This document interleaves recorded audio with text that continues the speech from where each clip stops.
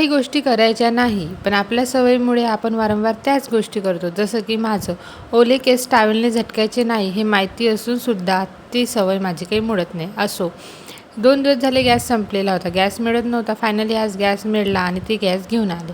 नंतर आज माझ्या बेटूला काय झालं होतं काय माहीत, त्याला अभ्यासच करायचा होता. माझ्याजवळ आला. तो कधीच माझ्या मांडीवर एवढा शांत बसत नाही, पण आज बसला आणि छान असा त्याने अभ्यास केला. कधी नव्हत आमच्या अंगात अभ्यासाचा भूत घुसतो. मग काय, थोडा वेळ कानासोबत मस्ती केली, त्याचा अभ्यास घेतला. आज येणार होते नळ, त्यामुळे सर्व कॅना घासून घेतल्या, घासून पुसून धुवून वाहू घातल्या.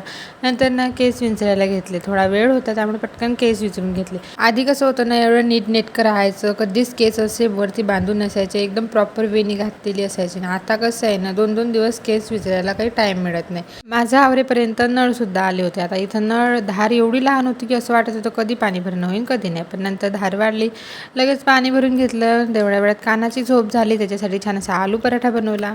कानाचं जेवण आवरलं, नंतर आम्ही गेलो ग्राउंडमध्ये. आता आमचं रोजचं फिक्स झालेलं असते ग्राउंडमध्ये जायचं. रूममध्ये कानाला मोकळी जागा नाही आहे खेळायला, त्यामुळे रोज संध्याकाळी त्याला ग्राउंडमध्ये घेऊन जाते. तो पण खूप जास्त एन्जॉय करतो.